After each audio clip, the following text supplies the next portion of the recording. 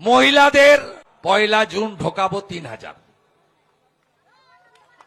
যুবকদের আমরা 1500 টাকাটা পাঠাবো 3000। মমতা বলেছে 5 বছর দেবে, আমরা বলেছি যতক্ষণ না চাকরি দিতে পারবো ততক্ষণ দেব। বার্ধক্য ভাতা 1000 পান, বার্ধক্য বিধবা দিব্যাঙ্গ 1 জুন থেকে ওটা ডবল পাবেন 2000 টাকা। পিএম কিষাণ সম্মান নিধি 6000 পাচ্ছেন, 1 জুন থেকে ওটা 9000 পাবেন।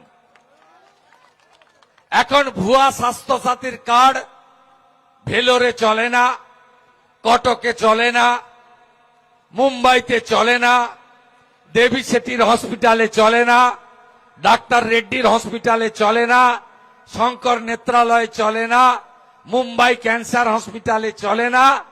আমরা আয়ুষ্মান ভারতের কার্ড দেব গোটা ভারতে, কাশ্মীর থেকে কন্যাকুমারী 5 লক্ষ টাকা পর্যন্ত চিকিৎসা ফ্রি। প্রসূতি মায়েরা 21,000 টাকা পাবেন, 5টি পুষ্টিকর খাবারের কিট পাবেন। যারা পড়াশোনা করছেন মহিলারা, বোনেরা, কন্যারা গ্রাজুয়েট স্তরে এককালীন 50,000 টাকা, তাতে ল্যাপটপ কিনতে পারেন, ট্যাব কিনতে পারেন, বই কিনতে পারেন, কম্পিউটার কিনতে পারেন। 50,000 টাকা একসঙ্গে দেব। আর চাকরির বয়সে মমতা তো চাকরি দেয়নি, শিল্প তাড়িয়েছে। এই নন্দীগ্রামে 30,000 ছেলে বাইরের রাজ্যে কাজ করে, জানেন? নন্দীগ্রাম একে 18,204 জন ছেলে কোথায় কাজ করে জানেন? Orissa BJP, Maharashtra BJP, Gujarat BJP, Uttar Pradesh BJP, Andhra Pradesh BJP, কেরালায় কিছু আছে। এই 18,204 মধ্যে আবার মমতাকে যারা ভোট দিয়েছে সে 10,000 মুসলমানও আছে। এরা আমাদের এখানে বলে হিন্দুর পার্টি, আর বিজেপি শাসিত রাজ্যে রোজগার করে আর মমতার রাজ্যে টাকা পাঠায়। এটাই কঠিন বাস্তব। 5 বছর চাকরিতে আবেদনের বয়স সীমা ছাড় দেব। 6 মাসের মধ্যে সরকারি 6 লক্ষ ভ্যাকেন্সি পূরণ হবে শিক্ষক সহ। কার্বন কপিতে পরীক্ষা হবে, যা লিখবেন 1 কপি বাড়িতে নিয়ে আসবেন, কেউ নাম্বার চেঞ্জ করতে পারবে না। আপনারা বিজেপিকে আনুন, পরিযায়ী শ্রমিকরা বাড়ি ফিরবেন। আমরা কথা দিতে পারি টাটা সহ শিল্পকে আমরা ফেরাবো, আর মাঠ থেকে 3100 টাকা করে ধান কিনে নিয়ে যাবে সরকার। মাঝখানে কোনো দালাল থাকবে না।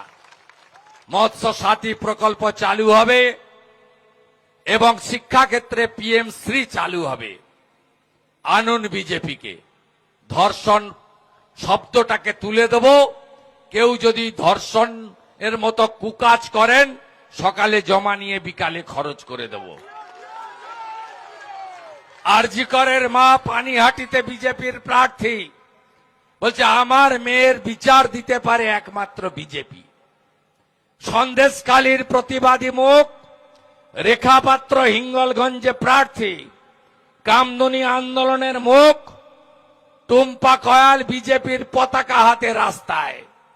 মা বোনেরা জাগুন, দেবী শক্তি জাগুন। এই অন্যায় মেনে নিতে আমরা পারবো না।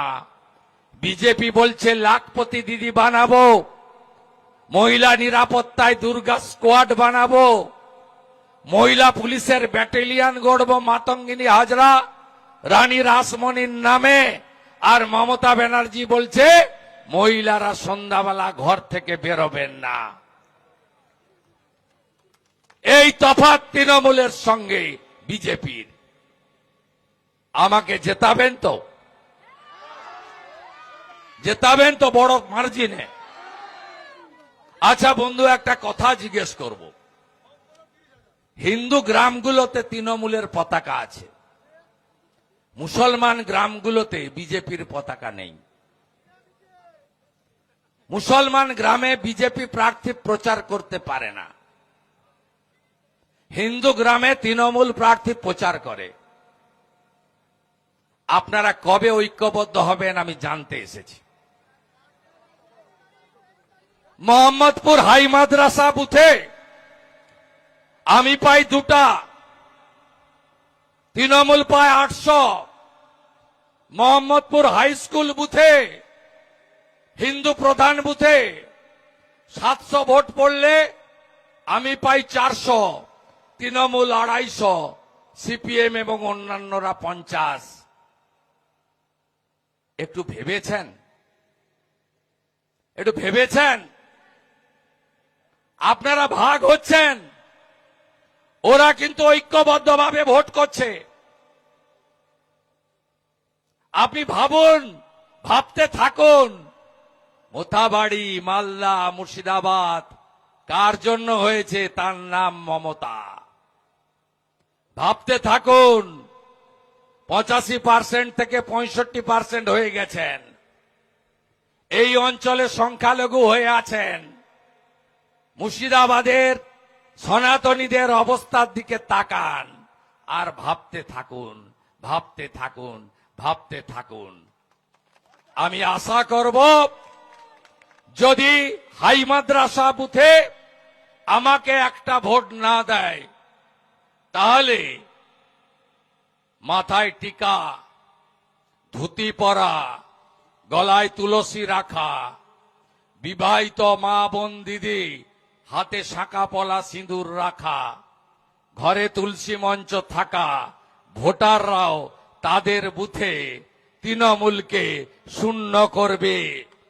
তাই তো ঢুকলো মাথায়? ঢুকলো?